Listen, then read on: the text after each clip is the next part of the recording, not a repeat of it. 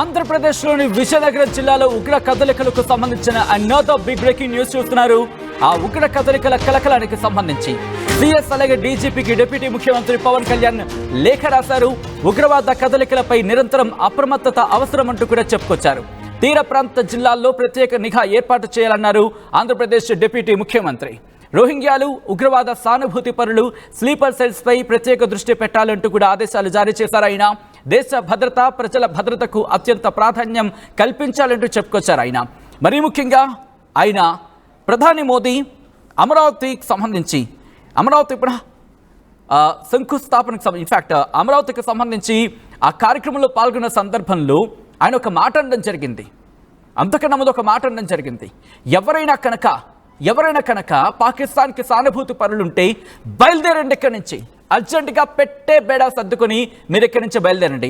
మీకంత time లేకపోతే చెప్పండి, మా వాళ్ళ వస్తారు, ఎలా పెట్టే బేడా సర్దాలో ఆ లెవెల్లో సర్దుతారు, ఎలా పంపించాలో అలాగే పంపిస్తారని చెప్పి, ఇంకా మీకు ఇక్కడ సానుభూతి ఉంటే, పాకిస్తాన్ మీద అంత మమకారం, అంత కనికరం, అంత ప్రాధాన్యత, అంత ఇష్టత, అంత ప్రేమ ఉంటే కనుక ఇక్కడి నుంచి బయలుదేరచ్చు నిర్మోహమాటంగా.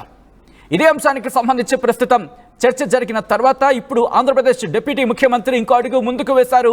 మరి ముఖ్యంగా ఆయనకు మాట అనడం జరుగుతోంది. సిఎస్కి అలాగే డీజీపీకి లేఖ రాసిన సందర్భంలో కొన్ని అంశాలను కాస్త స్ట్రాంగ్గా ప్రస్తావించారు. ఇక్కడ ఎవరైనా సానుభూతి పరులు ఉంటే కనుక వాళ్ళ మీద దృష్టి సారించండి. ఎందుకంటే విజయనగరం జిల్లాలో ఇటు సిరాజ్ అనే వ్యక్తికి సంబంధించి ఆ ఉగ్ర మూలాలు కావచ్చు, ఉగ్ర కదలికలకు సంబంధించి ఆనవాళ్లు దొరికిన తర్వాత అందరూ షాక్కి గురయ్యారు. ఎక్కడి నుంచి వచ్చారు, ఎందుకు వచ్చారు, ఎటువంటి కార్యక్రమాలకు దిగుతున్నారు, దాంతోపాటు ఆన్లైన్లో ఈ పేరుడు పదార్థాల వీటిని కొనుగోలు చేసే ప్రయత్నమా, వీటికి సంబంధించి ఎప్పుడైతే బయటకు వచ్చిందో అందరూ షాక్కి గురయ్యారు. ఎవరిని నమ్మాలి, ఎవరిని నమ్మకూడదు అనే అంశానికి సంబంధించి. ఎందుకంటే గతంలో చూసాం, విశాఖపట్నానికి సంబంధించి కూడా ఉగ్రవాదులు టార్గెట్ చేసే ప్రయత్నాలు జరిగిందంటూ కూడా. ఎందుకంటే అక్కడ కూడా ఉగ్ర కదలికలకు సంబంధించి జరిగే అవకాశం ఉంది, ఉగ్రవాదులు దాడికి పాల్పడే అవకాశం ఉందంటూ కూడా చర్చ జరిగిన పరిస్థితి. సో ఈ నేపథ్యంలోని ఇప్పుడు మరీ ముఖ్యంగా ఆ తీర ప్రాంతాల మీద ఉగ్రవాద కదలికలకు సంబంధించిన నిరంతరం నిఘా ఉంచాలి అంటూ కూడా, నిఘా అవసరం అంటూ కూడా చెప్పుకొచ్చారు ఆంధ్రప్రదేశ్ డిప్యూటీ ముఖ్యమంత్రి. ఇంకా లేఖలో ఎటువంటి అంశాలను ప్రస్తావించారో తెలుసుకునే ప్రయత్నం చేద్దాం. మా ప్రతినిధి AP input editor Krishnamohan updates అందించేందుకు సిద్ధంగా ఉన్నారు. కృష్ణమోహన్ దగ్గరికి నేరుగా వెళ్లే ప్రయత్నం చేస్తున్నాను. కృష్ణమోహన్, ఇటు పవన్ కళ్యాణ్ ఆంధ్రప్రదేశ్ డిప్యూటీ ముఖ్యమంత్రి ఇటు సిఎస్కి డీజీపీకి లేఖ రాశారు. అంటే ఎటువంటి అంశాలను ప్రస్తావించడం జరిగింది? ఏమైనా కదలికలకు సంబంధించి కీలక సమాచారం డిప్యూటీ ముఖ్యమంత్రి చెంతకు చేరిందా? డెఫినెట్ గా సత్యం, ఈ వ్యవహారంలో పవన్ కళ్యాణ్ రాసిన డిప్యూటీ సీఎం గా పవన్ కళ్యాణ్ రాసిన లేఖ చాలా ఇంపార్టెంట్ ఇష్యూ కదా. ఇప్పటికిప్పుడు బేసిక్ గా ఎక్కడ విజయనగరం, ఎక్కడ హైదరాబాద్, వీళ్ళిద్దరి మధ్య లింక్ ఏంటి? అసలు విజయనగరం నుంచి హైదరాబాద్ పోవాలంటే దాదాపుగా 1.5 రోజు ప్రయాణం. అటువంటి పరిస్థితుల్లో వీళ్ళిద్దరి మధ్య ఎలా లింకు కుదిరింది, అసలు ఎట్లా సెట్ అవుతుంది అంటే బేసిక్ గా ఇక్కడ మనం కూడా ఉదయం నుంచి కూడా మాట్లాడుకున్నది సత్యం ఒకటే. మనకి వరుసగా జరుగుతున్న స్లీపర్ సెల్స్ కావచ్చు, లేకపోతే మనకి భారతదేశంలో ఉండే తిండి తింటా పాకిస్తాన్కి సాయం చేసే వ్యవహారాలు, వీటన్నిటి మీద కూడా దాదాపుగా 4-5 మందిని చాలా సీరియస్ గా భారత ప్రభుత్వం అలర్ట్ చేసింది.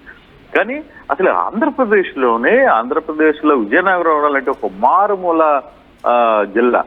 ఆ జిల్లా నుంచి హైదరాబాద్ కి సంబంధించిన వ్యక్తులతో వీళ్ళు కేవలం ఇష్యూ చేయడం కాదు, వాళ్ళు ఒక చిన్న బ్లాస్ట్ ను కూడా అక్కడ ప్లాన్ చేశారు. వర్కౌట్ చేసేదాన్ని కూడా ఒక వర్కౌట్ చేస్తారు. ఇప్పుడు చేసిన ఎవరైతే ఈ వ్యక్తి ఉన్నాడో వాళ్ళ అన్న కావచ్చు, వాళ్ళ ఫాదర్ కావచ్చు, ఇద్దరు కూడా పోలీసులు. అటువంటి వ్యక్తుల మధ్యలో ఈ వ్యవహారాన్ని జరిగిందంటే ఎవరైనా నమ్మగలమా చెప్పండి మనం? అసలు ఇట్ పాసిబుల్? ఇటువంటి పరిస్థితుల్లో అంటే తల్లిదండ్రులు, అన్న ఒక పక్క తండ్రి, ఇద్దరు ఒక పోలీస్ కానిస్టేబుల్ గా పనిచేస్తా కొడుకు ఇటువంటి నిర్ణయానికి తీసుకుంటున్నాడు. మరి మనం ఎక్కడో కొంచెం మంది కూడా ల్యాప్టాప్స్ అయినట్టుగానే అర్థం చేసుకోవాలి.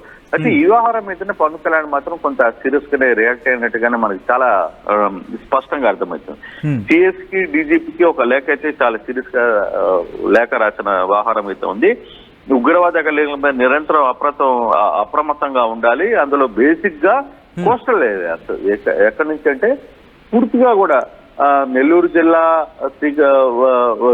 కాళహస్తి దగ్గర నుంచి స్టార్ట్ చేసుకున్నా కూడా అక్కడి నుంచి స్టార్ట్ చేసిన అప్ టు విజయనగరం అప్పుడు దాకా కూడా మొత్తం 360 కిలోమీటర్ల ఈ స్ట్రెచ్ లో తీర ప్రాంతం ఈ స్ట్రెచ్ లో ఎక్కడ కూడా ఏం జరుగుతుంది అనేది అప్రమత్తంగా లేకపోతే ఎలా అనేది చాలా ఇంపార్టెంట్ విషయం కదా. అంటే ఈ వ్యవహారంలో మన ఏపీ పోలీసులకున్న ఫెయిల్యూర్ ఇది ఖచ్చితంగా దాన్ని కోస్టల్ ఏరియా ఉంది, దానికి సంబంధించిన కోస్టల్ టీం పనిచేస్తుంది. అక్కడ ప్రత్యేకంగా పోలీసులు అంటే ఇప్పుడు మెరైన్ పోలీసులతో పాటు ఇక్కడ కోఆర్డినేటర్ గా వర్క్ చేయాలని చెప్పి దాని మీద ప్రత్యేక వ్యవస్థను ఏర్పాటు చేయడం జరుగుతుంది ఆంధ్రప్రదేశ్ ప్రభుత్వం ఇప్పుడు.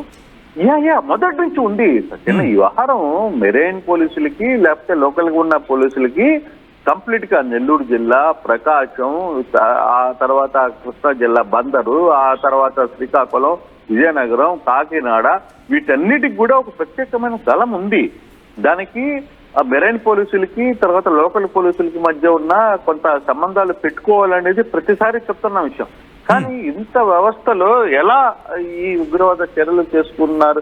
నిజంగానే ఇప్పుడు అంటే బయటపడింది కాబట్టి ఓకే, నిజంగా జరగరాని ఇష్యూ జరిగితే ఏంటి? ఎవరు సమాధానం చెప్పాలి? ఎవరు రెస్పాన్స్ కావాలి? దానికి ముఖ్యమంత్రి లేకపోతే డిప్యూటీ సీఎం పవన్ కళ్యాణ్ ఎవరో ఒకరు రెస్పాన్స్ కావాల్సిన పరిస్థితి ఉంది కదా. కానీ పవన్ కళ్యాణ్ ఈ లేఖ మీద మాత్రం చాలా సీరియస్ గానే రియాక్ట్ అయ్యారనేది మనం 100% ఒప్పుకోవాలి. దీంట్లో ఏం జరుగుతుంది ఇప్పుడు దాకా తీర ప్రాంతాల జిల్లాల్లో ప్రత్యేకమైన నిఘా ఏర్పాటు చేయాలా లేదా, చేశారా లేదా అనేది ఒక డీజీపీకి, సిఎస్ కి క్లియర్ గా లేఖ రాశారు. రెండవది రోహింగ్యాలు ఉగ్రవాద సానుభూతి పరులు వీళ్ళందరూ ఎట్లా ఏం జరుగుతుంది అనే దాని మీద కూడా కొంత సీరియస్ గానే రియాక్ట్ అయిన పరిస్థితి కనపడుతుంది సత్యం. ఈ విషయంలో ఎక్కడా కూడా వెనక్కి తగ్గే పరిస్థితి లేదు. ఇప్పుడు స్లీపర్ సెల్స్ మనం ఏదైతే ఉందో గడిచిన 5 రోజుల నుంచి ఎంతమందిని స్లీపర్ సెల్స్ ని మనం భారతదేశం కంప్లీట్ గా ట్యాక్ చేస్తుంది, వాళ్ళందరినీ అదుపులో తీసుకుంటుంది. అంటే మనకి తెలియకుండా ఇంతమంది ఉంటే తెలిసి లేదు వెనకాల వీళ్ళు కేవలం ఒక్కరోజు చేసే ప్రయత్నం కాదు కదా. ఎన్ని స్లీపర్ సెల్స్ వ్యవస్థలని ఈ మరి ఆపరేషన్ సింధూరు జరిగిన తర్వాత అప్పటికప్పుడు వచ్చి వీళ్ళందరూ చేయలేరు కదా. అది దానికంటే అంటే దాదాపుగా ఇప్పటి నుంచో ఈ వ్యవస్థ నడుస్తుంది. దాని మీద సీరియస్ గా లేకపోతే గతంలో జరిగిన ముంబై దాడులో లేకపోతే హైదరాబాద్ దాడులో లేకపోతే మిగతా దాడులో ఎన్నిటికీ ఇటువంటి వ్యవహారాలు కదా జరిగేది. దాని మీద సీరియస్ గా లేకపోతే ఎట్లా అంటే ఇప్పుడు ఈ వ్యక్తి కూడా సౌదీ అరేబియాకి సంబంధించి అక్కడి నుంచి ఆర్డర్స్ వచ్చాయి అనే ఒక చర్చ అయితే జరుగుతోంది. కాబట్టి ఇప్పుడు ప్రెసెంట్ ఎటువంటి అనుమానం ఉన్నా సరే మరి ముఖ్యంగా విదేశాల నుంచి వచ్చే ప్రతి ఒక్కరిని కావచ్చు లేకపోతే విదేశాల నుంచి వచ్చే కాల్స్ ని కావచ్చు వీటిని ట్రేస్ చేసే పనిలో ఉన్నారనుకోవాలి. ఎందుకంటే సాధారణంగా ఇప్పుడు కాల్స్ అంతా కూడా సోషల్ మీడియా వేదిక జరుగుతుంది కాబట్టి దీని మీద కూడా ప్రత్యేకమైన కార్యాచరణకు సంబంధించి పిలుపునివ్వడం జరిగింది ఆయన. సత్యాన్ని ఇప్పుడు మనకి వచ్చిన ఒక మహిళా యూట్యూబర్ కావచ్చు లేకపోతే వీళ్ళందరూ ఎక్కడికి వచ్చారు? హైదరాబాద్ కు వచ్చి బండి సంజయ్ వీళ్ళందరూ కూడా ఏదైతే ఒక ట్రైన్ ని స్టార్ట్ చేయాలనుకుంటున్నారో ఆ ట్రైన్ కూడా వాళ్ళు విజువల్ కంప్లీట్ చేశారు. ఆ ఫీడ్బ్యాక్ కూడా వాళ్ళకి ఇచ్చి పంపిన పరిస్థితి. అంటే మనం ఎక్కడున్నాం, మనకి ఏం జరుగుతుంది, అసలుకి ఎవరు వస్తున్నారు, ఎవరు వీళ్ళ వెనకాల ఏంటి, వీళ్ళ పరిస్థితి ఏంటి, వీటన్నిటి కూడా మనం చాలా సీరియస్ గా చూసుకోవాల్సిన పరిస్థితి కదా.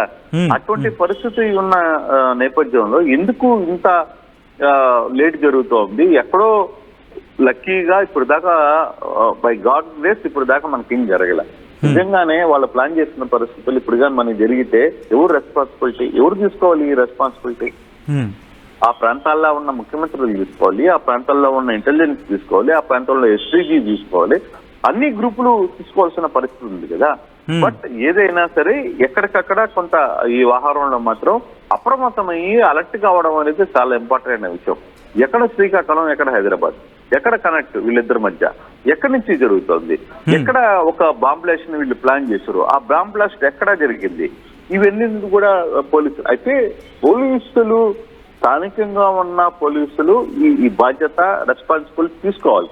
కానీ ఎక్కడో కొంత పోలీసుల నిర్లక్ష్యం అయితే చాలా బలంగా కనపడుతుంది. వాళ్ళు ఈ వ్యవహారాలను పక్కన పెట్టి వాళ్ళేదో ఆ స్టేషన్ మామూలు స్టేషన్లు సెంట్రల్ వీటి మీదనే చూస్తున్నారు తప్పితే వేరే ఎక్కడ ఇటువంటి ఇష్యూస్ జరగట్లా. సో ఇప్పటికిప్పుడు జరిగిన వ్యవహారాన్ని అప్రమత్తం అయ్యారు కాబట్టి, ఎక్కడో హైదరాబాద్ నుంచి ఇన్ఫర్మేషన్ వచ్చింది కాబట్టి విజయనగరం నుంచి వచ్చి వాళ్ళని అరెస్ట్ చేసి తీసుకెళ్లి కోర్టులో పెట్టారు. బట్ ఫర్దర్ గా ఇది నిజంగానే వాళ్ళు అనుకున్న ప్లాన్ గానీ జరిగితే ఫర్దర్ గా మనం ఏం చేయాలి?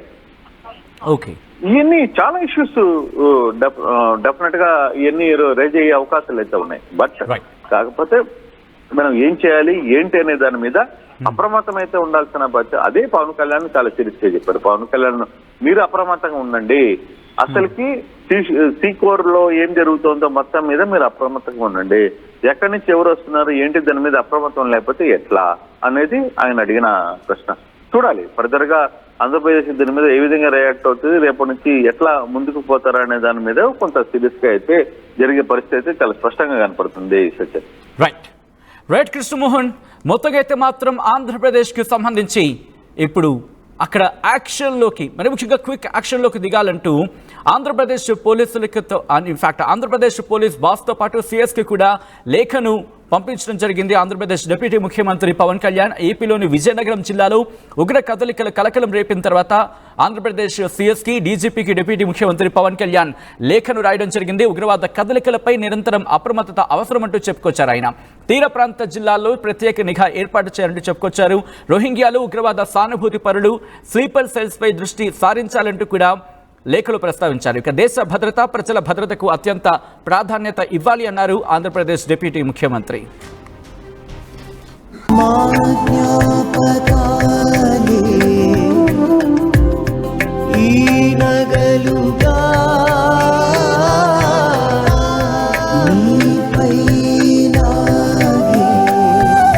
అమ్మాయి గౌరవాన్ని అమ్మలా కాపాడుతుంది గోకులం సిగ్నేచర్ జ్యువెల్స్.